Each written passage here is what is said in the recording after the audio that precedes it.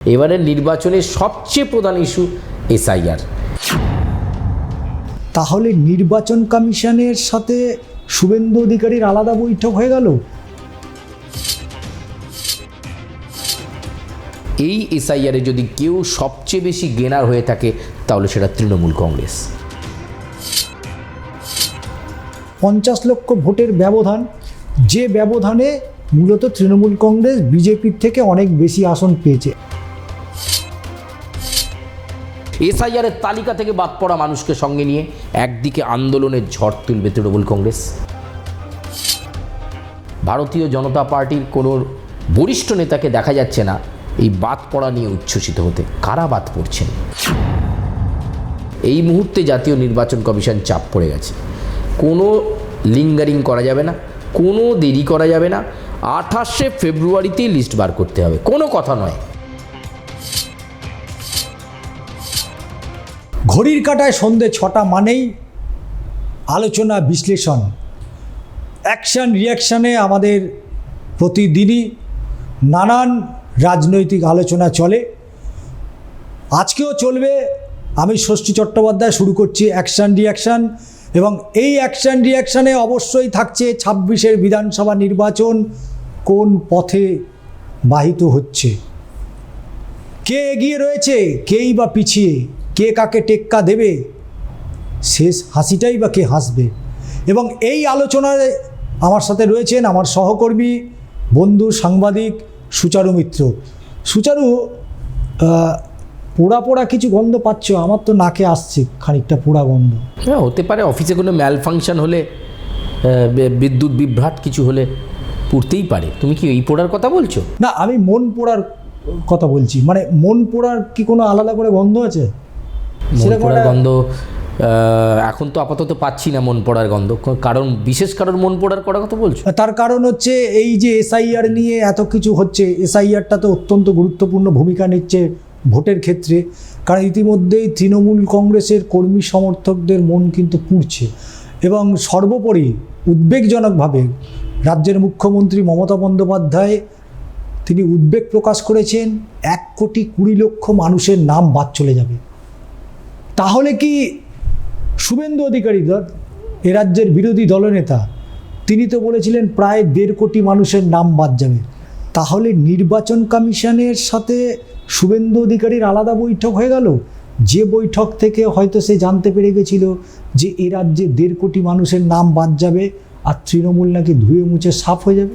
সেই দিকেই কি এগোচ্ছে, কী মনে হচ্ছে? আমি তোমাকে একটা খুব ভালো জ্বলন্ত উদাহরণ দিই। বলছি, ক্লাসে প্রথমের দিক থেকে মানে ভালো রেজাল্ট করেছে তাকে ফার্স্ট, সেকেন্ড, থার্ড বলা হয়। কিন্তু আর লাস্টের দিক থেকে ধরো যে 35 নাম্বার রোল নাম্বার, তার আগে যে 34, 33, 32 তারাও পাস করে। তারা বাড়িতে কি বলে যে আমি লাস্ট হইনি। তুমি মন পড়ার কথা বললে, এবার বুঝলাম কাদের মন পড়ার কথা বলছো। মন সত্যি কি তৃণমূলের পড়ছে?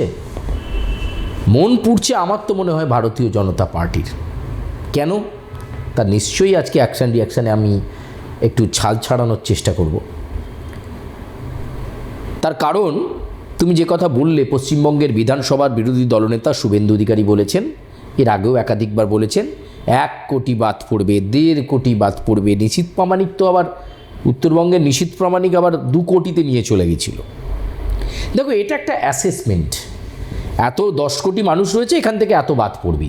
আরে বাবা, প্রথম আগে বুঝতে হবে স্পেশাল ইন্টেন্সিভ রিভিশন হচ্ছে, তার মানেই তো বাদ যাওয়ার একটা প্রক্রিয়া থাকবে। আমি বৈধ অবৈধ বিষয়ে পড়ে আসছি, এ তো খুব স্বাভাবিক ব্যাপার।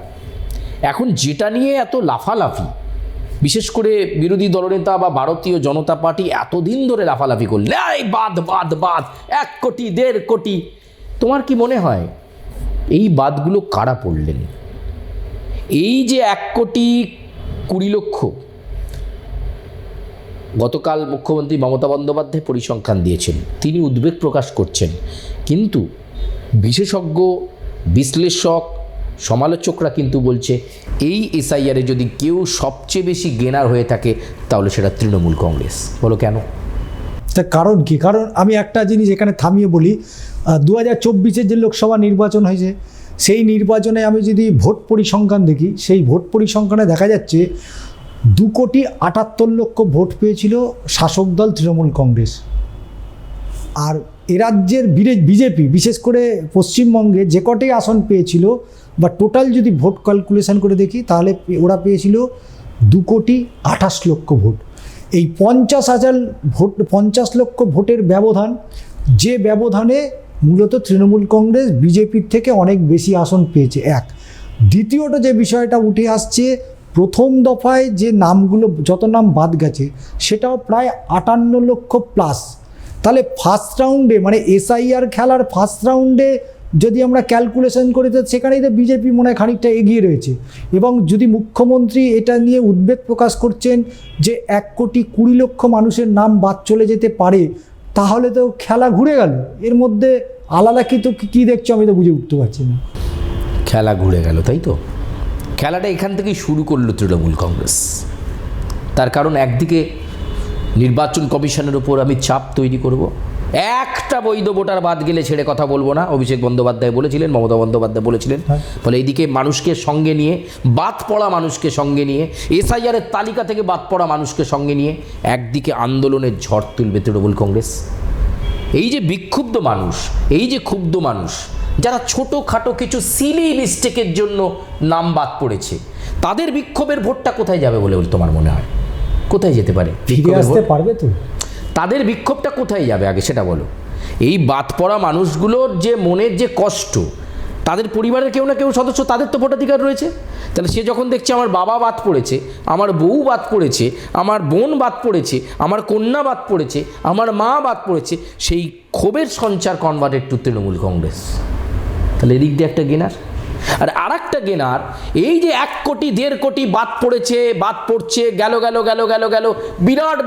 আমি কিন্তু লাস্ট 7 দিনে ভারতীয় জনতা পার্টির কোনো বরিষ্ঠ নেতাকে দেখা যাচ্ছে না এই বাদ পড়া নিয়ে উচ্ছ্বসিত হতে। কারা বাদ পড়ছেন?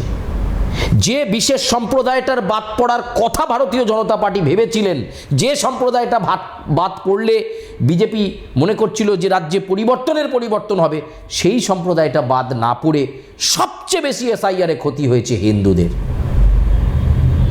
তুমি চলে যাও নদিয়া, তুমি চলে যাও রানাঘাট, তুমি চলে যাও কৃষ্ণনগর, তুমি চলে যাও মালদার সীমান্তবর্তী অঞ্চল, তুমি চলে যাও গাইঘাটা, তুমি চলে যাও হরিণঘাটা, তুমি চলে যাও বনগা। এটা কারা কোন সম্প্রদায়ের মানুষ বাদ পড়েছে?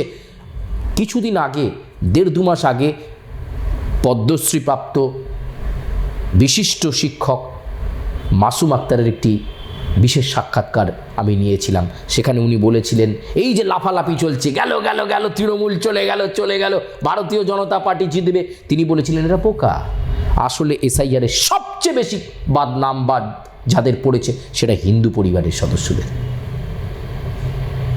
যে বিশেষ সম্প্রদায়টার কথা বলা হচ্ছে তাদের সংখ্যাটা কিন্তু অনেক কম। ফলে এইটা কিন্তু বিজেপির কাছে, আমি আবার আগেও বলছি, এখনও বলবো, এসআইআর বুমেরাং হলো। তুমি নিশ্চয়ই 28 তারিখের পরে রিভিশন লিস্ট পেয়ে যাবে যে কোন সম্প্রদায়ের মানুষ বেশি বাদ পড়লেন। সেইটা তথ্য বিশ্লেষণ করলেই কার মন পুড়বে, কার মন পুড়ে ছাড়খাড় হয়ে যাবে সেটা সময়ই বলে দেবে। ষষ্ঠীদা, তার মানে তুমি কি কোথাও আভাস পাচ্ছ সেই আসামের এনআরসি, মানে সেই ডিটেনশন ক্যাম্প, মানে আমি বলছি আসামে সবথেকে বেশি মানুষের নাম মোটামুটি এনআরসিতে গেল, সেটা হচ্ছে বাঙালি হিন্দু।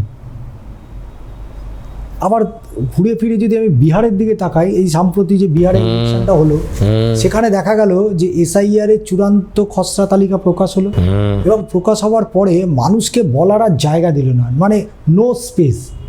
মানে ওরা ডিক্লেয়ার করলো, ওরা তালিকা প্রকাশ করলো, এবং দেন ওরা নির্বাচনে চলে গেল। তাহলে এই প্রশ্নটা দেখো ঘুরে ফিরে তো আসেই যে যদি এই বিহারের মতো যদি ঠিক ওই একই স্কিমে চলে, তার কারণ নাহলে তুমি দেখো যে আমরা বা তোমার বয়স অনুযায়ী বা আমার বয়স অনুযায়ী আমরা যতগুলো নির্বাচন দেখেছি, বিশেষ করে কেন্দ্রীয় স্তরের যে নির্বাচন, বিধানসভা বা লোকসভা নির্বাচন বা উপনির্বাচন, সেখানে আমরা একটা জিনিস কেটে দেখলাম, মানে দেখে এসছি যে নির্বাচনের 1 দিন বা 2 দিন আগে থেকে কেন্দ্রীয় বাহিনী রাস্তায় নেমে পড়ে।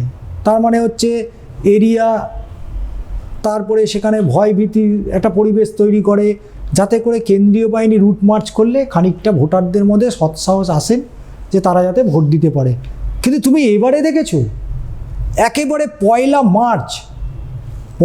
মার্চেই এ রাজ্যে 240 কোম্পানি কেন্দ্রীয় বাহিনী ঢুকে যাচ্ছে সুচারু। তুমি শুধু ভাবো তো কী হবে।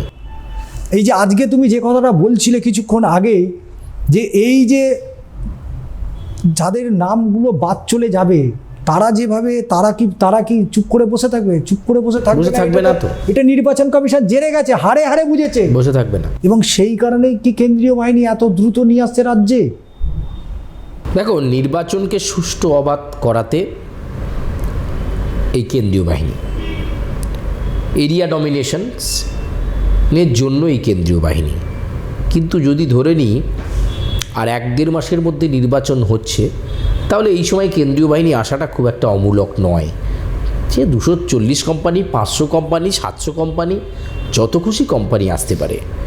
কেন্দ্রীয় বাহিনী যে ভূমিকা, তুমি বুকে হাত রেখে সত্যি কথা বলো তো, বিগত কয়েক দশকে 2011 সাল বাদ দিয়ে সেবার সত্যিকারের কেন্দ্রীয় বাহিনীর ভূমিকা দেখা গিয়েছিল। সেন্ট্রালে ছিল কংগ্রেসের সরকার, সেবার কেন্দ্রীয় বাহিনী প্রকৃত ভূমিকা দেখিয়েছিল। প্রত্যেকটা ভোটারকে ঠিকভাবে যাতে ভোট দিতে পারে সেটা সুরক্ষিত হয়েছিল। একটা মাছি 2011 সালে গলতে দেয়নি কেন্দ্রীয় বাহিনী। তার ফলাফল মানুষ স্বতঃস্ফূর্তভাবে দেখতে পেয়েছ যে বামফ্রন্ট সরকারের পতন ঘটিয়ে তৃণমূল কংগ্রেসের উত্থান হয়েছিল। এই কেন্দ্রীয় বাহিনী তার যথার্থ ভূমিকা 2021 বিধানসভা নির্বাচনেও পালন করেনি, মানুষ বলেছে। অধিকাংশ জায়গায় তুমি দেখবে আবার সেই ভোট লুটের অভিযোগ আসবে, আবার বুথে এজেন্ট বসতে দিতে পারছি না, এই সমস্ত অভিযোগ আসবে। এবং আবার তুমি দেখবে কেন্দ্রীয় বাহিনী থানায় বসে বিরিয়ানি খাচ্ছে, নয়তো শপিং করছে, নয়তো যেখানে হাইপার সেন্সিটিভ জোন, যে সমস্ত অতি স্পর্শকাতর এলাকায় থাকার কথা, সেখানে দায়িত্ব নিয়ে বসে আছেন রাজ্য পুলিশের বাবুরা। আর সেন্ট্রাল ফোর্স যেখানে কোশ্মিনকালেও কোনো দিন গণ্ডগোল হয়নি, কোনো দিন কোনো ঝামেলা হয়নি, সেইখানে সেন্ট্রাল ফোর্স পাড়ার লোকেরাই ভয় পেয়ে যাচ্ছে। বাবা, কোনো দিন তো এখানে কারোর সাথে কারো হয়নি, সবাই হাতে হাত মিলিয়ে একসঙ্গে সিপিএম, তৃণমূল, বিজেপি মানে ভোট একসাথে ভোট পরে উৎসবের আকার। এইখানে হঠাৎ বললো no, this is a hypersensitive booth. মানে এলাকার বাসিন্দারাই জানেন না যে তাদের বুথটা হাইপার সেন্সিটিভ। এই খেলাটা কিন্তু হবে, এবারও এই খেলাটা হবে। ফলে কেন্দ্রীয় বাহিনী আগে এলো কি পরে গেল তাতে কিচ্ছু যায় আসে না। সুপ্রিম কোর্টের একটা নির্দেশে কিন্তু এই মুহূর্তে জাতীয় নির্বাচন কমিশন চাপ পড়ে গেছে। কোনো লিঙ্গারিং করা যাবে না, কোনো দেরি করা যাবে না। 28শে ফেব্রুয়ারিতেই লিস্ট বার করতে হবে, কোনো কথা নয়। কিন্তু তার মধ্যে এই যে কলকাতা হাইকোর্টে যে বৈঠকগুলো হয়ে যাচ্ছে, সেই বৈঠক থেকে তো একটা রূপরেখা তৈরি হচ্ছে। ইতিমধ্যেই আজকে সমস্ত নথি দিয়ে দেওয়ার কথা, যে 40,000 মূলত ওই 14ই ফেব্রুয়ারির মধ্যে যে সমস্ত নথিগুলো জমা পড়েছিল, তার মধ্যে সুপ্রিম কোর্ট ইনক্লুড দুটো জিনিস বলেছে। একটা হচ্ছে এই যে মাধ্যমিকের অ্যাডমিট কার্ড, যেখানে বাবার নাম, ডেট অফ বার্থ সমস্তটাই স্পষ্ট রয়েছে। কিন্তু এত অল্প সময়ের মধ্যে সম্ভব সুচারু? কি মনে হচ্ছে মাঝপথে গিয়ে কোথায় পুরো ব্যাপারটা সেই তালে গোলে পেকে যাবে না তো? আমি তোমাকে আবার বললাম, 28 তারিখের পর পশ্চিমবঙ্গে সাইক্লোন বইতে পারে। সেই ঝড়ের গতিবেগ কত হবে আমি তা জানি না, কিন্তু একটা ঝড় যে আসছে সেটা খুব পরিষ্কার। এটা দুটোরই ডিভিডেন্ড। একদিকে বিশেষ অংশের মানুষের বাদ পড়া, আর অন্যদিকে বাদ পড়া মানুষের ক্ষোভ, তার পরিবারের সদস্যদের ক্ষোভ তৃণমূলকে ডিভিডেন্টের জায়গায় নিয়ে যাবে। আমি আবার পরিষ্কার করে দিতে পারি, তুমি বললে যে কেন, কিভাবে সেটা সম্ভবপর হচ্ছে। দেখো, তৃণমূল কংগ্রেস প্রথম থেকেই এটার বিরোধিতা করছে। তাহলে মানুষের মনে একটা ভাবমূর্তি তৃণমূল কংগ্রেসের জন্য তৈরি হয়েছে যে এসআইআর নিয়ে প্রথম থেকে মমতা বন্দ্যোপাধ্যায় সরব। তিনি অনেক দরম মহরম করেছেন, মিটিং, মিছিল, প্রতিবাদ সভা, নানা রকম কিছু করেছেন। একটা বৈধ ভোটার বাদ পড়লে দেখে নেওয়ার কথা বলেছেন। ফলে তোমার আমার পরিবার থেকে, সাধারণ মানুষের পরিবার থেকে একজন দুজন করে যদি বাদ পড়েছে, তার পরিবারের সদস্যরা কি তোমার মনে হয় অন্য কোনো রাজনৈতিক দলে ভোট দেবে? কিন্তু তুমি যে কথাটা বলছো, যদি তাই হয় তাহলে এ রাজ্যের বিরোধী দলের দলনেতা কোথায় মুখ লোকাবে? নন্দীগ্রামে তো লোকানো তো ছাড়া তো আর কোনো জায়গা দেখতে পাচ্ছি না। কারণ উনি মানে সকাল হোক, সন্ধে হোক, দুপুর হোক, মানে যতক্ষণ উনি সজাগ থাকেন ততক্ষণ পর্যন্ত এইভাবে বলে যান। কিন্তু তুমি একটা জিনিস খেয়াল করেছো কি না, গত কয়েকদিন ধরে আমি যেটা দেখছি, মানে বেশ তিনি কোথায় একটু চুপচাপ হয়ে যাচ্ছেন। মানে এই এসআইআর নিয়ে যখন প্রথম এসআইআর নিয়ে যখন এত হাঙ্গামা বাজানো, এই হয়ে যাব, ওই হয়ে যাবে, এই রোহিঙ্গা, ঘুষপেটিয়া, বাংলাদেশি, এত কিছু বলে গেল, কিন্তু কেন বলো সময় তো? যত যাচ্ছে কোথাও যেন মনে হচ্ছে যে শুভেন্দু অধিকারীর মধ্যে একটা পরিবর্তন দেখা যাচ্ছে। তিনি তো রাজ্যের পরিবর্তন করার মানে দিয়ে নিয়ে চলছিল, মানে কেন বলো তো? মনে এই জোরটা দিয়ে সে বারবার এগোনোর চেষ্টা করেছে যে রাজ্যের ক্ষমতাটা। কেউ তার মধ্যে ন্যাড়া হয়ে গেছে, তার মাথায় চুল এখনও গজায়নি, সেটা তো পরের কথা। আবার কেউ বলেছে মাথার চুলটা পর্যন্ত ঢেকে রেখেছে, সে ঢাকনা কি আদৌ খুলবে না মাথার চুলটা উঠবে, সেটাও তো দেখো আমাদেরই তো ভাবতে হয়। না, তুমি যে একটু আগে বললে বিরোধী দলনেতার উচ্ছ্বাস কমে যাচ্ছে, কেন বলো তো? আমি যে কথা প্রথমেই বললাম, ভেরিফিকেশন পার্টির সাংগঠনিক স্তরে হয়ে গেছে, বাদ পড়েছে বেশিরভাগ হিন্দু সম্প্রদায়ের মানুষ। যে বিষয়টাকে নিয়ে শুভেন্দু অধিকারী ভেবেছিলেন যে এবারে হিন্দু হিন্দু ভাই ভাই বলে একটা মানে আত্মশ্লাঘা দেওয়া, সেই ফানুস কিন্তু চুপসে গেছে। কারণ বিজেপি বুঝতে পেরেছে কারা বেশি বাদ পড়েছে, কাদের ক্ষতি হলো এসআইআরের। কিন্তু এখন আর কিচ্ছু করার নেই, গোটা প্রসেস হ্যাজ বিন ডান, সমস্ত কিছু ডান। এরপর নির্বাচনে যাবে। আমি আবার তোমায় বলছি, পশ্চিমবঙ্গে এই প্রথম নির্বাচন যেখানে খুব নিশ্চিতভাবে বলতে পারবে যে সরকারে কে আসছে। এর আগের নির্বাচনটা তোমার নিশ্চয়ই মনে আছে, মনে হচ্ছিল এই বোধহয় উল্টে যাবে, এই বোধহয় উল্টে যাবে, ৭৭-এ আটকে গেল ভারতীয় জনতা পার্টি। এইবারের নির্বাচনটা এমন এক নির্বাচন হতে চলেছে যেখানে নিশ্চিতভাবে এই যেভাবে আমরা দুপুরে সোফায় বসে অ্যাকশন রিয়াকশান করছি, নিশ্চিতভাবে শাসক দলের নেতারা বলবেন আমরা আবার ক্ষমতায় আসছি, এবং সেটা খুব পরিষ্কার জলের মতো হয়ে যাচ্ছে। আর একটা মাস গেলেই তো আরও পরিষ্কার হয়ে যাবে। তার মানে এটা অন্তত স্পষ্ট হচ্ছে যে আগামী ৩১ পর্যন্ত মমতা বন্দ্যোপাধ্যায় থাকবে, যে তোমার কথা ধরে নিই। কিন্তু এখানেই তো খেলা শেষ নয়। তুমি যখন একটু আগে সাইক্লোনের কথা বলছিলে, মানে তার বেগ কতটা থাকবে, তাহলে এই যে পারিপার্শ্বিক যে আবহাওয়া তৈরি হয়েছে, একটা গুমোট পরিবেশ তৈরি হয়েছে, এই গুমোট পরিবেশটা কি তাহলে বিজেপির পক্ষে খারাপ দিকে যাচ্ছে? কারণ দেখো ২০২১-এর নির্বাচনের প্রেক্ষাপটটা একরকম, তার ইকুয়েশন অন্যরকম ছিল। ২৬-এ শুভেন্দু অধিকারীদের হাতে এত ইস্যু ছিল, এদিকে আরজি কর, ওদিকে দুর্গাপুর, এদিকে ল কলেজ, একের পর এক ঘটনা। একদিকে মহিলাদের নিরাপত্তা নিয়ে প্রশ্ন, হাসপাতালে চিকিৎসকের নিরাপত্তা নিয়ে প্রশ্ন, সবই তো এই ২০২৫ সালে হয়েছে। ফলে এতগুলো, তারপরে একের পর এক দুর্নীতি, কয়লা পাচার, গরু পাচার, অনুব্রত মণ্ডলের মতন একটা বীরভূমের একটা জেলার একটা কোণে থাকা মানুষ, সে হঠাৎ করে এত হাইলাইট হয়ে গিয়ে সোজা তিহার জেলে চলে গেল। আবার এখান থেকে আবার প্রতিকুর রহমানকে তো সিপিএম থেকে নিয়ে তৃণমূলে চলে গেল। মানে এই যে এত কিছু ইস্যু, তার মধ্যে দুর্নীতি, এই পার্থ চট্টোপাধ্যায়ের যিনি বান্ধবী, তার বাড়ি থেকে ৫০ কোটি টাকা উদ্ধার হলো। তাহলে এগুলোর মানে আমি বলছি নির্বাচনের কোনো এফেক্ট হবে না? দেখো, এর আগেও দুর্নীতি ইস্যুকে সামনে রেখে ২০২১ সালের নির্বাচনে গিয়েছিল ভারতীয় জনতা পার্টি। শুধু একটা ইস্যুকে ধরে থাকলে চলবে না। পশ্চিমবঙ্গের মানুষ যেটা চায় সেটা হচ্ছে ফেসিলিটি। দেখো, নির্বাচনের মুখে সেই ফেসিলিটি দিয়ে দিলেন হঠাৎ করে, যুবসাথী প্রকল্পের ঘোষণা হয়ে গেল। বেকার ভাতারা পাচ্ছেন, কে পাচ্ছেন? তৃণমূলের ক্যাডার পাচ্ছেন কিনা, পার্টির লোক পাচ্ছেন কিনা, সেটা দেখার বিষয় নয়। রাজ্য জুড়ে একটা দামামা বা একটা ঘন্টা বেজে গেল যে বাড়িতে বসে থাকলেও ১৫০০ টাকা পাওয়া যাবে, শুধু ফর্ম ফিল আপ করে জমা দিতে হবে। তাহলে এইটা হচ্ছে পশ্চিমবঙ্গের মানুষ এখন, ফেসিলিটিটা তারা চাইছেন। হয়েছে? এবার তুমি যে বলছো এসআইআর, আমি আবার তোমায় বলছি, এবারের এই নির্বাচনে প্রথম থেকেই এই এসআইআরই ঠিক করে দিয়েছে বাংলায় শাসক দল কারা হবে আর বাংলায় বিরোধী দল কারা হবে। ডে 1 থেকে এসআইআর সেই দিকটা নির্দেশ করে দিয়েছে।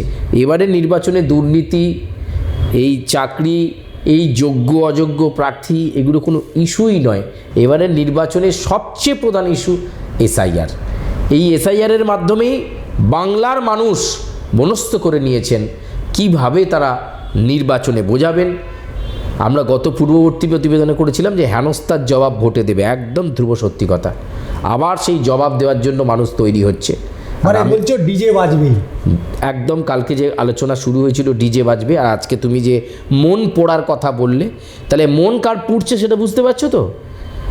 আমি তোমাকে এর কথা খুব দায়িত্বের সাথে বলতে পারি, এতদিন রাজনৈতিক সাংবাদিকতা করার সুবাদে, যে এবারে কিন্তু অনেক নিশ্চয়তার সঙ্গে, অন্যবারে অনেক দ্বিধা দ্বন্দ্ব প্রশ্ন থাকে, আসবে কি না ধোঁয়াশা থাকে, অনেক নিশ্চয়তার সঙ্গে আবারও ক্ষমতায় আসতে চলেছে রাজ্যের শাসক দল তৃণমূল কংগ্রেস। খুব দায়িত্ব নিয়ে কথাটা তোমাকে আজকে বসে আমরা আলোচনা করছি। নিশ্চয়ই 1 মাস পরে আমাদের আবার আলোচনা হবে অ্যাকশন রিয়াকশানে, গঠনমূলক সমালোচনা আমরা অবশ্যই করব, কে কোথায় ভুল করলো। কিন্তু এবারে নির্বাচনের যে ইস্যুটা ধরার দরকার ছিল সেটা হচ্ছে এসআইআর। সেই ইস্যু প্রথম থেকেই ভারতীয় জনতা পার্টি ধরতে পারেনি, উল্টে নাচানাচি শুরু হয়েছিল, বাদ পড়লেই আমাদের লাভ। এবার তারা বুঝতে পারছেন বাদ পড়লে কার লাভ হয়েছে, কি কেসটা হয়ে রয়েছে। বিজেপি নেতাদেরকে জিজ্ঞেস করুন, সঠিকভাবে বলতে পারবে। ফাল্গুন মাস তো পড়ে গেছে, বাতাসে কিন্তু একটা রঙের আভাস তো পাওয়া যাচ্ছে। তবে একটা কথা বলতেই হয়, সেই বাতাসে একটা পোড়া গন্ধও কিন্তু রয়েছে।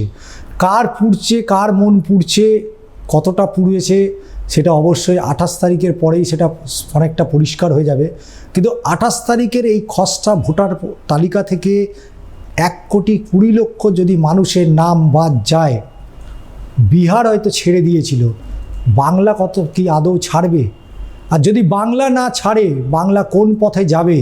এবং সুচারু আমার সহকর্মী সাংবাদিক যেটা বলছিল যে একটা সুপার সাইক্লোন, যার গতিপথ কত হতে পারে, কত কিলোমিটার বেগে সেই সাইক্লোন ছুটবে, সেটা 28 তারিখের পরেই অনেকটা স্পষ্ট হয়ে যাবে। ভোট রাজনীতির আলোচনায় বিভিন্ন অংশ আমরা তুলে ধরার চেষ্টা করি। আজকে এসআইআরটা আলোচনার একটাই কারণ হাতে আর মাত্র 24 ঘন্টা সময় রয়েছে, এবং সেই 24 ঘন্টা কাটলেই একটা নতুন দিশা উঠে আসবে। সে দিশাটা হতে পারে বাংলার ভবিষ্যতের জন্য অনেকটা ভালো, আবার সে দিশা হতে পারে বাংলার ক্ষেত্রে সেটা অনেকটা বিপদগামী।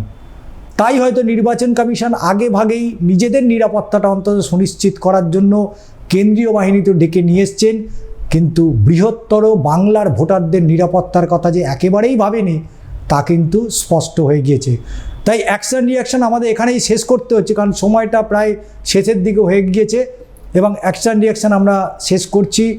সুচারু শেষ মুহূর্তে কিছু নিশ্চয়ই বলবে যে অবশ্যই আমাদের এই অ্যাকশন একদম তাদের একটা কথাই বলবো, দাদা দিদির রাজনীতির প্ল্যাটফর্মটা আপনাদের প্ল্যাটফর্ম, মানুষের প্ল্যাটফর্ম। লাইক করবেন, সাবস্ক্রাইব করবেন এবং অবশ্যই মন্তব্য করবেন। মন্তব্য যে তোমার আমার প্রতিবেদনের সপক্ষেই হতে হবে এমন নয়।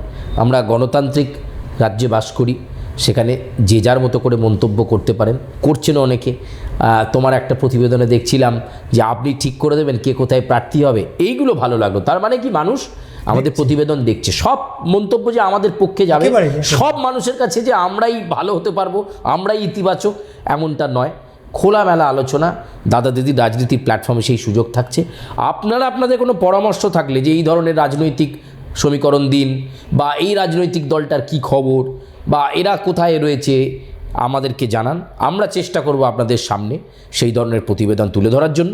সঙ্গে থাকবেন অবশ্যই। আজকে নিচ্ছি, আবারও পরবর্তী ভিডিওতে দেখা হচ্ছে নতুন কিছু বিষয় নিয়ে।